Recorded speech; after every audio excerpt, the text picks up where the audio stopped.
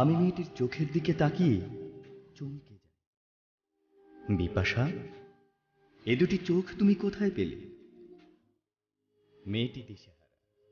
বুঝিবা আমি কিছু একটা কেড়ে নিতে হাত বাড়িয়েছি।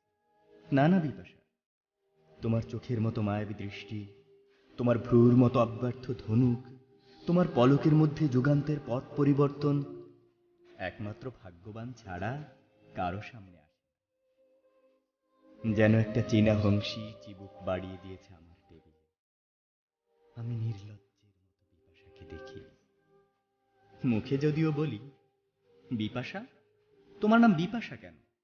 বিপাশা তো পাঞ্জাবের একটা নদী, ঘোলা জলের ঘূর্ণি, অপরিচ্ছন্ন। আমি দেখেছি। আমি মনে মনে মেয়েটির নাম দিই যমুনা।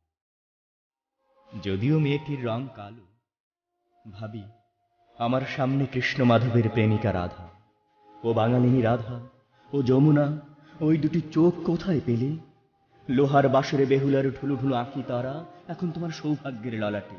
আমি প্রেমিক ভাস্কর ফরহাদকে পাথরের উপর স্থায়ী কালো মিনি আঁকতে দেখেছি শিরির কালো আঁকি পল্লব। মরুভূমির এক দ্রুতগামী উষ্ঠির পিঠে ধাবমান লায়লার চোখের কথাও আমি জানি। বিপাশা, এই চোখ তুমি কার কাছ থেকে চুরি করলে তস্করি?